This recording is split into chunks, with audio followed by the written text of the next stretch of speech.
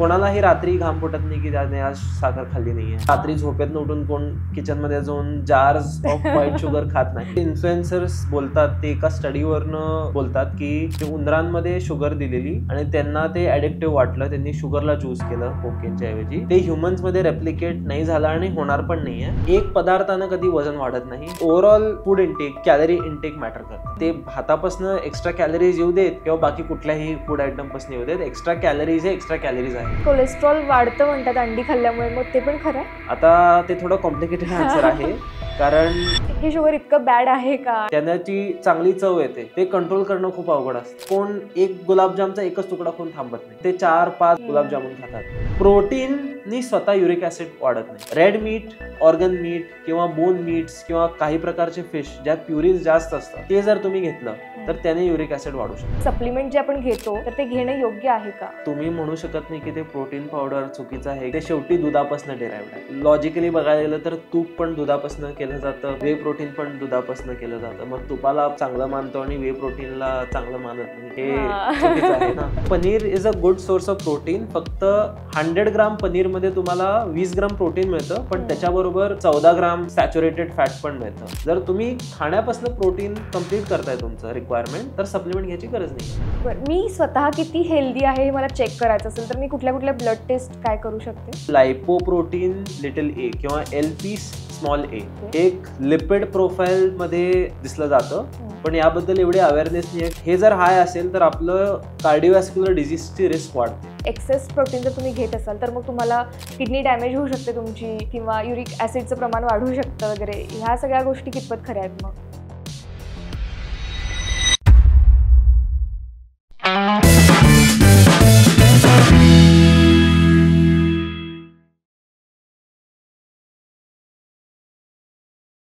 Hello, this is Harshada and welcome to the healthy show.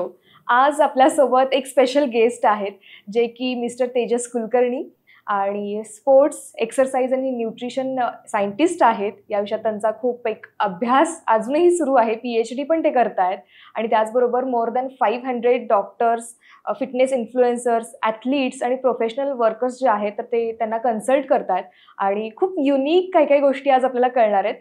So hello Tejas and welcome to this show. Thank you so much. Thank you. सगळ्यात आधी ना मला विचारायचं आहे, कारण 1 जानेवारीपासून बऱ्याच जणांनी आता रिझोल्युशन वगैरे स्टार्ट केले असतील, तर त्याच्यामध्ये माझे खूप सगळे फ्रेंड्स आहेत आणि त्यांनी असं ठरवलं की नो शुगर फॉलो करायचं अजिबातच. बरेच सगळे आपण सेलिब्रिटीजना पण बघतो की ते अजिबात शुगर घेत नाहीत. तर खरंच हे शुगर इतकं बॅड आहे का आणि काय आहे ह्याच्या पाठीमागे? तर बोलायला गेलं तर शुगर ऑन इट्स ओन कधी काय प्रॉब्लेम क्रिएट करत नाही. तर शुगरचा डोस जो आहे तो इम्पॉर्टंट आहे. त्यापेक्षा बोललं तर तुमच्या ओव्हरऑल कॅलरी इंटेक कसा आहे ते इम्पॉर्टंट आहे.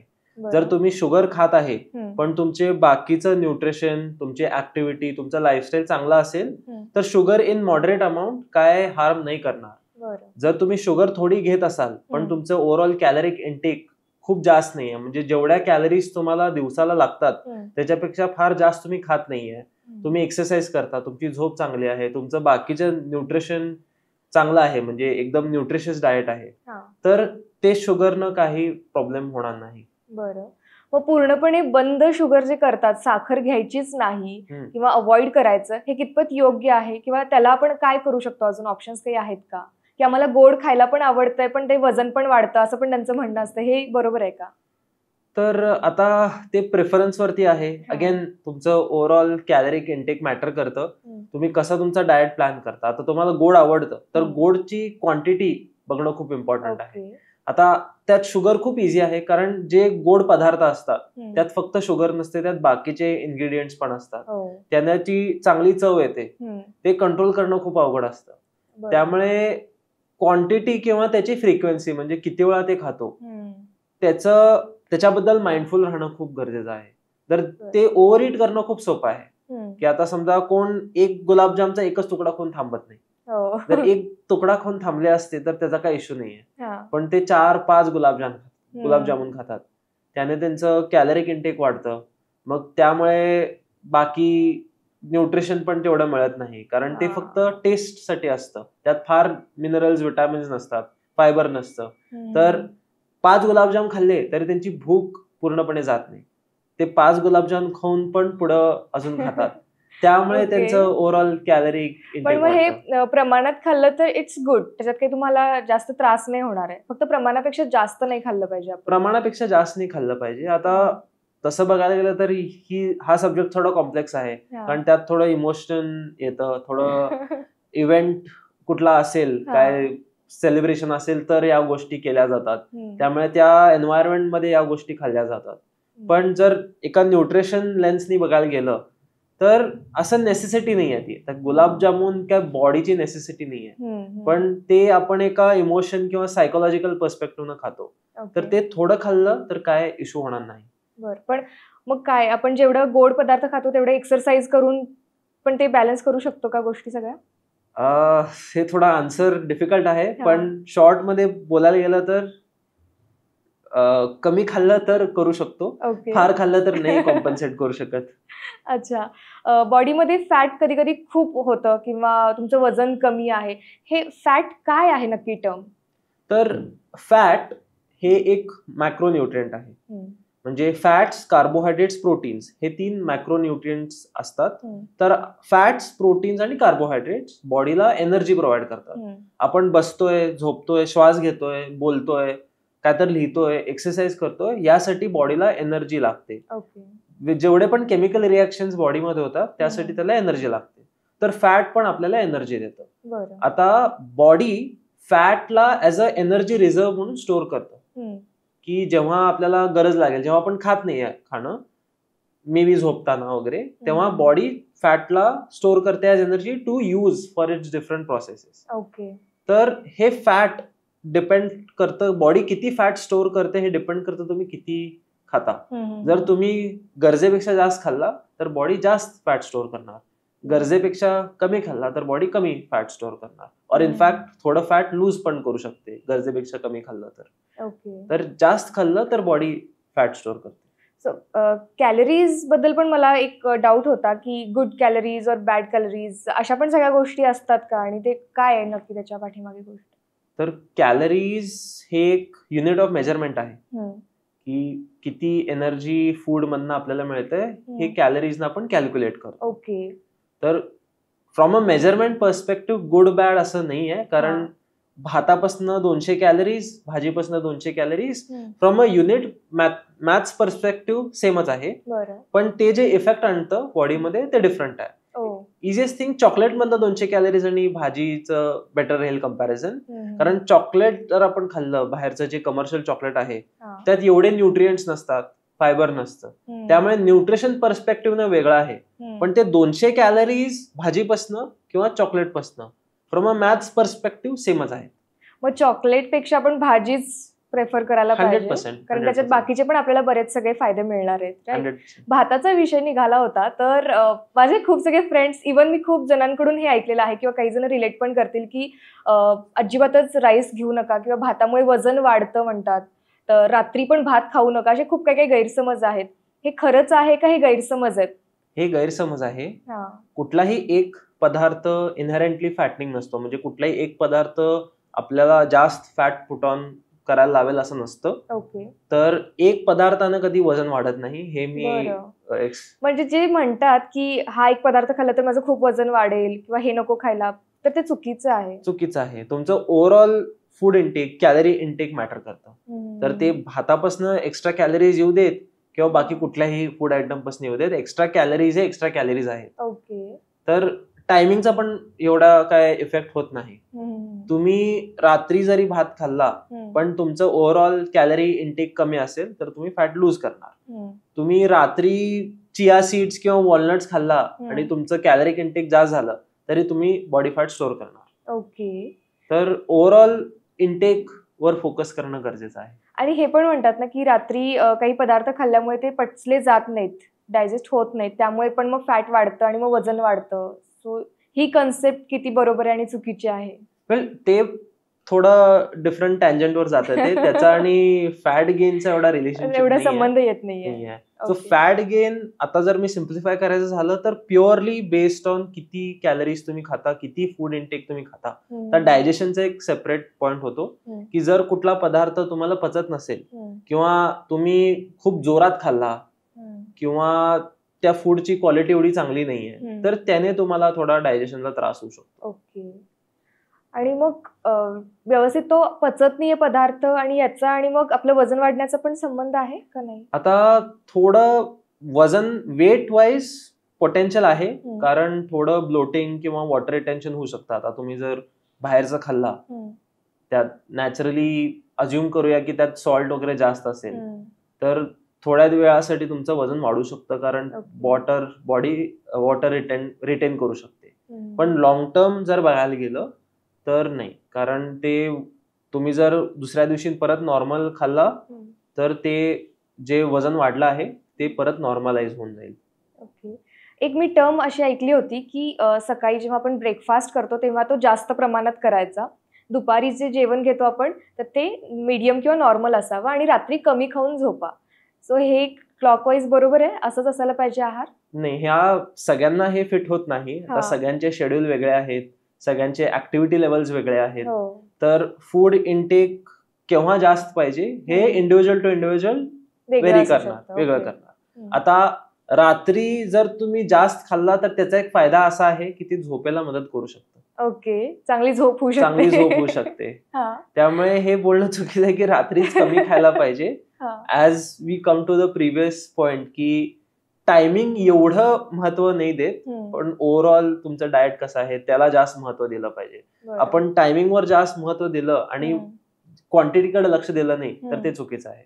पण एक सर्वसामान्यांसाठी काय असावं ते क्लॉकवाईज प्रमाण जेवणाचं किंवा आहाराचं कसं असावं?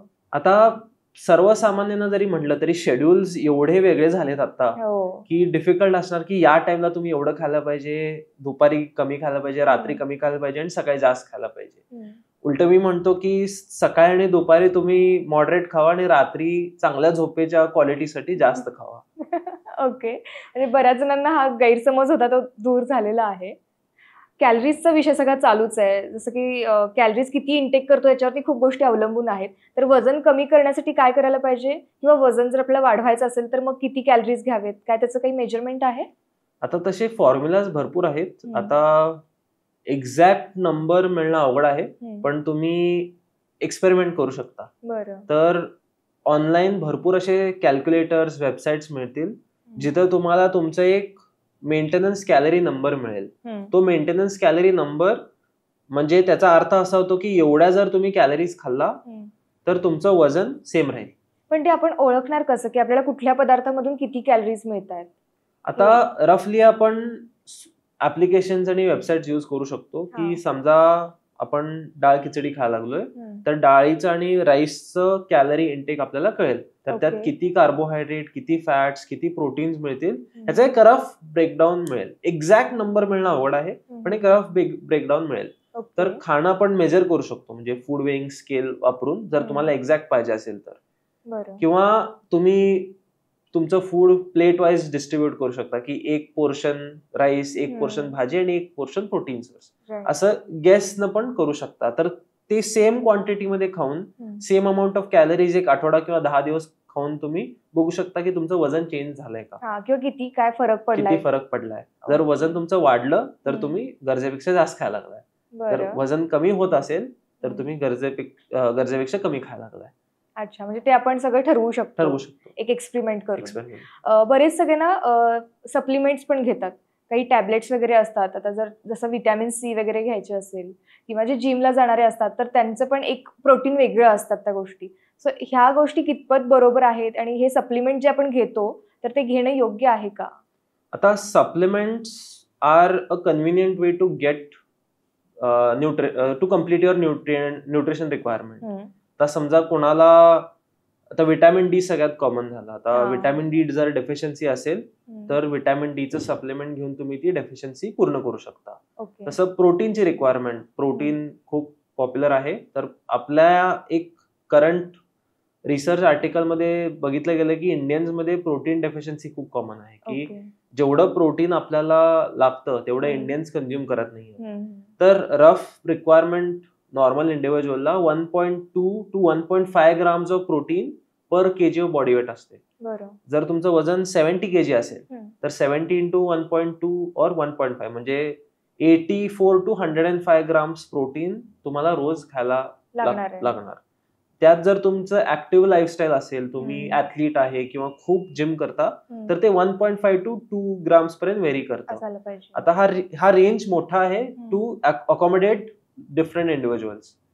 त्यामुळे ही रेंज दिली जाते, एक पर्टिक्युलर नंबर दिला जात नाही. खूप लोकांना त्या काही जणांचं असं म्हणणं असतं की जी प्रोटीन पावडर तुम्ही घेता तर त्याच्यापेक्षा आपण बाकीचे पण खूप सगळे पदार्थ आहेत तर त्यामधून ते प्रोटीन इंटेक करू शकतो. So which one is better?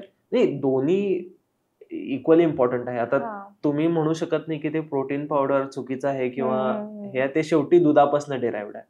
आता लॉजिकली बघायला गेलं तर तूप पण दुधापासून केलं जातं प्रोसेस करून, वे प्रोटीन पण दुधापासून केलं जातं. मग तुपाला आपण चांगलं मानतो आणि वे प्रोटीनला चांगलं मानत नाही, हे चुकीचं आहे ना. त्यामुळे वे प्रोटीन पण दुधापासूनच बनतं. त्यामुळे त्याचा एक अजून फायदा असा आहे की त्यात फक्त आपल्याला मेजॉरिटी प्रोटीन मिळतं, म्हणजे 80 to 90% प्रोटीन मिळतं. कार्ब्स आणि फॅट्स त्यात निग्लिजिबल असतात, खूप कमी असतात. त्यामुळे जर तुम्हाला एक स्ट्रिक्ट डाएट फॉलो करायचं झालं, तुम्हाला प्रोटीन रिक्वायरमेंट कमी पडत असेल, तर ते प्रोटीन सप्लिमेंट घेऊन तुम्ही कम्प्लीट करू शकता. जर तुम्ही खाण्यापासून प्रोटीन कम्प्लीट करताय तुमचं रिक्वायरमेंट, तर सप्लिमेंट घ्यायची गरज नाहीये. बरं. स्पेसिफिक कुठले व्हेज किंवा नॉनव्हेज असे काही फूड्स आहेत का ज्याच्यामधून आपल्याला ह्या गोष्टी इझिली जास्त प्रमाणात मिळतील जे आपण घेऊ शकतो? हो, आता नॉनव्हेज म्हटलं तर भरपूर फूड आयटम्स असतात. फिश आलं, एग झालं, मीट म्हणजे चिकन आलं. त्यानंतर व्हेजिटेरियन्स मध्ये तुमचे डेअरी, लेग्युम्स, नट्स पण थोड्या फॉर्म मध्ये आपल्याला प्रोटीन देतात. पण व्हेजिटेरियन सोर्सेसचा एक आय वुडंट से ड्रॉबॅक, पण एक ऍडिशनल गोष्ट आहे की त्यात कार्बोहायड्रेट आणि फॅट्स पण येऊ शकतात. म्हणजे नट्स मध्ये आपल्याला खूप फॅट मिळणार, लेग्युम्स, लेंटिल्स मध्ये कार्बोहायड्रेटचं प्रमाण जास्त मिळू शकतो. तर डेअरी एक, if I can say, vegetarian source आहे. म्हणजे दूध, दही, योगर्ट. आता वेगवेगळ्या प्रकारचे प्रोटीन फॉर्टिफाईड योगर्ट्स मिळतात, चीज मिळायला लागलेत, किंवा आता प्रोटीन मिल्क्स वेगवेगळ्या प्रकारचे मिळायला लागलेत, तर ते पण लोक कन्सिडर करू शकतात. बरं. पनीर खूप छान व्हेजिटेरियन साठी असं म्हणतात, चांगलं आहे का पनीर? हो, paneer is a good source of protein. फक्त 100 ग्राम पनीर मध्ये तुम्हाला 20 ग्राम प्रोटीन मिळतं, पण त्याच्याबरोबर 14 ग्राम सॅच्युरेटेड फॅट पण मिळतं. त्यामुळे 100 ग्राम पनीर मध्ये प्रोटीन चांगलं मिळतं, पण कॅलरीज पण जास्त मिळतात.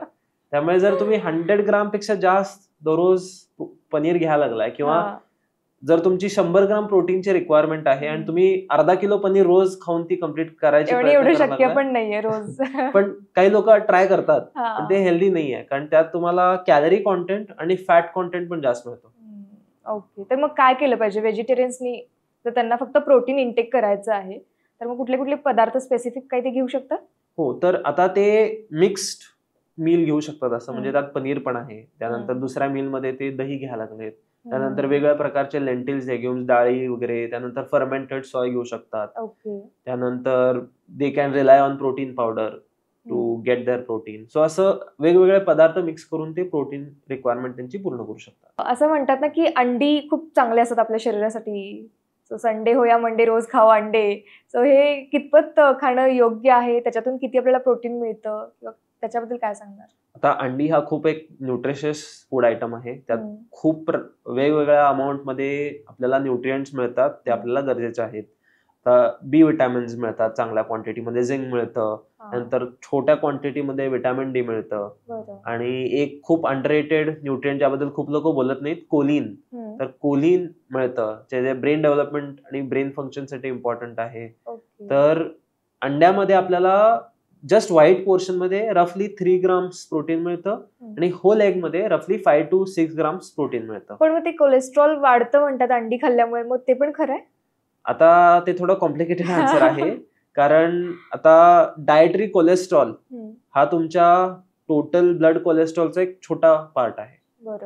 तर डायटरी कोलेस्ट्रॉल खाऊन असं खूप रेअर आहे की तुमचे कोलेस्ट्रॉल ब्लड मधलं खूप सिग्निफिकंटली वाढेल. खरं होल एग मध्ये सॅच्युरेटेड फॅट असतं. आणि असं पण म्हणतात ना की त्या अंडी मधला जो पिवळा भाग आहे तर तो खाऊ नये, तो जास्त आपला तेवढा इफेक्टिव्ह नाहीये. तर त्यात डायटरी कोलेस्ट्रॉल आणि सॅच्युरेटेड फॅट असतं, त्यामुळे खूप लोक बोलतात की तो कमीच खावा.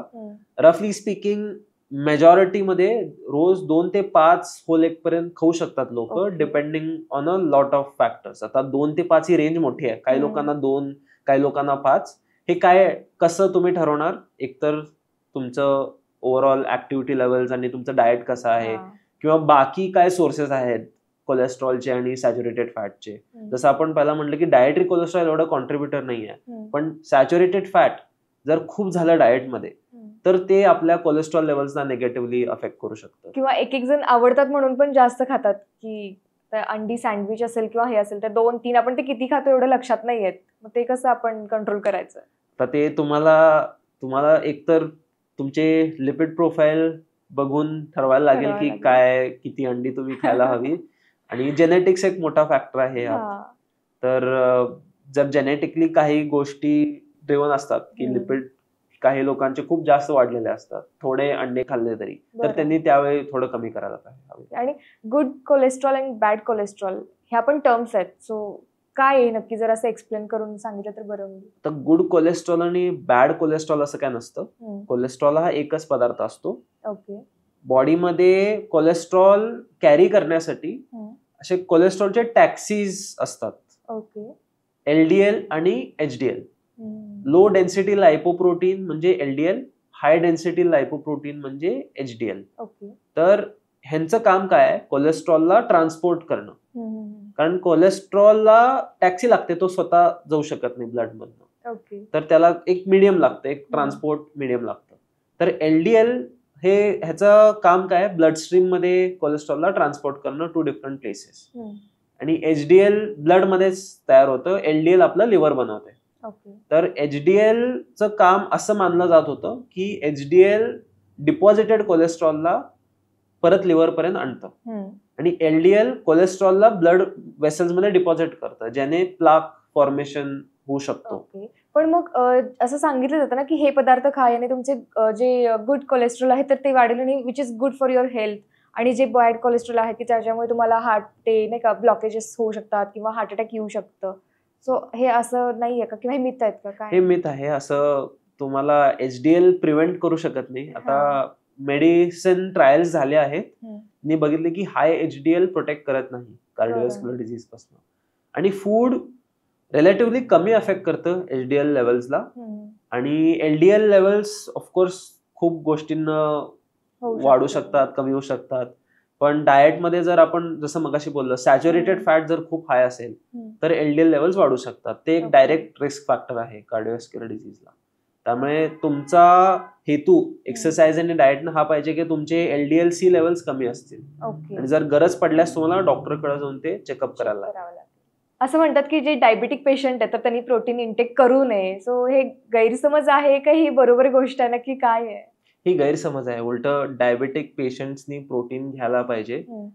मल्टिपल रिसर्चेस आता अवेलेबल आहेत जे डायबेटिक पेशंट मध्ये चालू आहेत. त्यांनी म्हटलं की डायबेटिक पेशंट्सनी प्रत्येक मील बरोबर एक छोटा प्रोटीन सर्विंग घेतला पाहिजे. तर प्रोटीन फायबर हे त्यांच्यासाठी खूप इम्पॉर्टंट आहे. हा पण एक गैरसमज आहे ना की एक्सेस प्रोटीन जर तुम्ही घेत असाल, ते इंटेक करत असाल तर मग तुम्हाला किडनी डॅमेज होऊ शकते तुमची, किंवा युरिक ऍसिडचं प्रमाण वाढू शकतं वगैरे. ह्या सगळ्या गोष्टी कितपत खऱ्या आहेत? मग खऱ्या नाही आहेत. आता अगेन जर तुम्ही रेकमेंडेड अमाउंट्स मध्ये प्रोटीन घेतलं तर किडनी डॅमेज होत नाही. इनफॅक्ट एक आता Meta analysis research paper recently आलेला, त्यांनी रिपोर्ट केलं की ज्यांचं प्रोटीन इंटेक चांगला आहे त्यांचा किडनी डॅमेज व्हायचे चान्सेस कमी आहेत. बरं. आणि त्यांनी 4 gram of protein per KG of body weight study केलेलं. म्हणजे हे खूप लोकांच्या रिक्वायरमेंट पेक्षा खूप डबल आहे ऑलमोस्ट. तरी किडनीला काही इश्यू नाही झाला. तर प्रोटीन तुम्ही रेकमेंडेड अमाउंट मध्ये खाल्ला, तुम्ही हेल्दी आहे किंवा तुम्हाला किडनीला काही इश्यू नाहीये, तर तुम्ही प्रोटीन रोज 2 to 2.2 grams per KG of body weight खाऊ शकता विदाउट एनी प्रॉब्लेम. आणि युरिक ऍसिडचं तर खूप पॉप्युलर मेथ आहे. तर प्रोटीननी स्वतः युरिक ऍसिड वाढत नाही. आता युरिक ऍसिड आपल्या मेटाबॉलिझमचा एक बाय प्रोडक्ट आहे. आता युरिक ऍसिड प्युरिन्सच्या ब्रेकडाऊनमुळे तयार होतं बॉडीमध्ये. प्युरिन्स हे आपल्या डीएनए आरएनएचा पार्ट आहे, त्यामुळे ते प्रत्येक फूड आयटम मध्ये थोडं आपल्याला मिळणार. पण काही असे फूड आयटम्स असतात त्यात प्युरिन्स जास्त प्रमाणात असतात. म्हणजे काही रेड मीट म्हणलं किंवा काही प्रकारच्या डाळी, थोड्या व्हेजिटेबल्स मध्ये पण प्युरिन्स जास्त असतात. पण युरिक ऍसिड वाढणे ह्याला मल्टिपल फॅक्टर्स असोसिएटेड असतात, म्हणजे खूप कारणांमुळे वाढतं. एका गोष्टीमुळे अनलाइकली आहे की युरिक ऍसिड वाढणं. तर ज्यांचं वजन जास्त आहे, ज्यांना इन्शुलिन रेझिस्टन्स आहे, किंवा जे अल्कोहोल किंवा स्मोकिंग करतात, त्यांच्यात युरिक ऍसिड वाढण्याचे चान्सेस जास्त असतात. आणि ज्यांचं युरिक ऍसिड वाढण्याचे चान्सेस जास्त आहेत, त्यांनी एक हाय प्युरिन डाएट घेतला तर त्यांना युरिक ऍसिडनं अजून प्रॉब्लेम होतं. तर आता एक रिसर्च पण आलेला की हाय प्रोटीन डाएटने युरिक ऍसिड एक्सक्रिशनला मदत होते. तर प्रोटीनचा सोर्स महत्वाचा आहे. नुसतं प्रोटीननं युरिक ऍसिड वाढत नाही. तर तुम्ही लो प्युरिन फूड्स म्हणजे लीन मीट किंवा सॅमन फिश ज्यात प्युरिन्स कमी असतात, किंवा प्लांट बेस्ड प्रोटीन सोर्सेस, किंवा डेअरी, इव्हन योगर्ट आणि वे प्रोटीन लो इन प्युरिन मानलं जातं, तर ते पण तुम्ही घेऊ शकता. पण रेड मीट किंवा ऑर्गन मीट किंवा बोन मीट्स किंवा काही प्रकारचे फिश ज्यात प्युरिन्स जास्त असतात, ते जर तुम्ही घेतलं तर त्याने युरिक ऍसिड वाढू शकतं. ओके, त्यामुळे हे मिथ्स आहेत. हो हो हो, मिथ्स आहे. सो माझ्या फ्रेंड सर्कलमध्ये ना खूप जण असे आहेत की जे कितीही खाल्लं तरी त्यांचं वेट नाही पुट ऑन होत, आणि एक फ्रेंड अशी आहे जी कमी खाते पण तिचं वेट लगेचच गेन होतं. सो हे काय आहे नक्की, असं का होतं? आता अगेन मेजरली बोलायला गेलं तर ते at the end of the day किती कॅलरीज तुम्ही खाता, किती कॅलरीज बर्न करता यावरती आहे.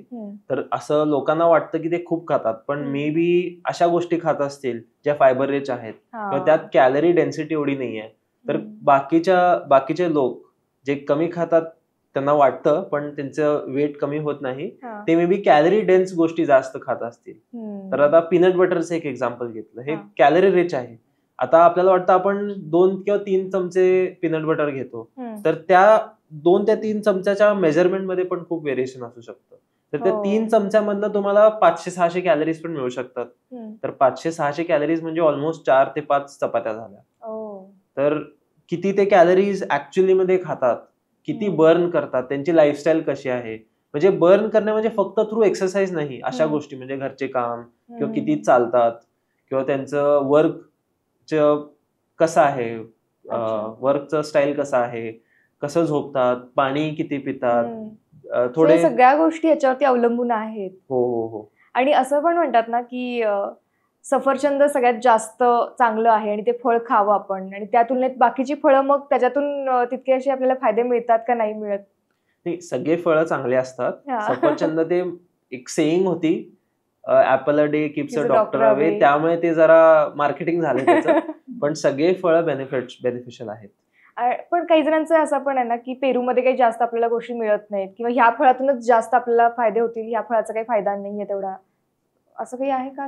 असं नाही, प्रत्येक फ्रूटचं एक युनिक न्यूट्रिशन प्रोफाईल असते.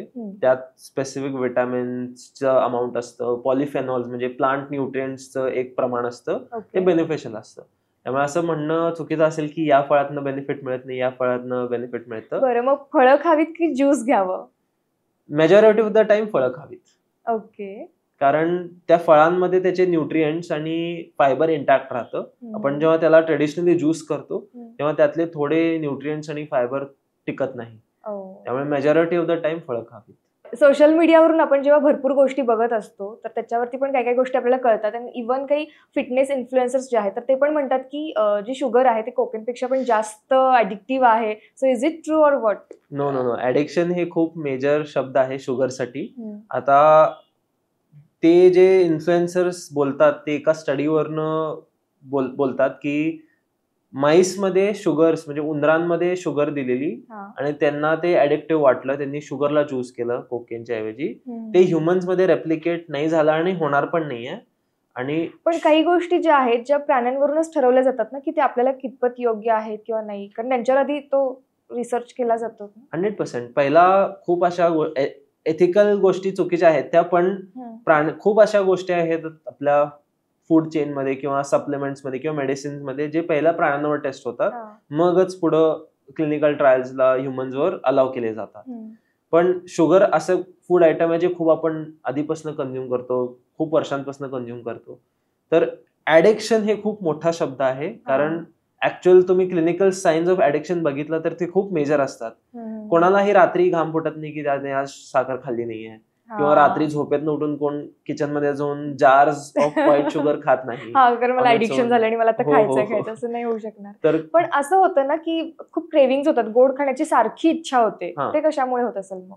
आता त्या खूप गोष्टी आहेत त्यात इन्व्हॉल्ड. एक म्हणजे तुमचं नॅचरल हंगर. जर तुम्हाला ऍक्च्युअली भूक लागली असेल तर तुम्हाला क्रेव्ह होणार, ज्या गोष्टी तुम्हाला आवडतात त्या पहिल्या मनात खाव्याशा वाटणार. दुसऱ्या म्हणजे की किती स्ट्रेस आहे लाईफ मध्ये, डिसिजन मेकिंग. खूप वेळा अनफॉर्च्युनेटली लोक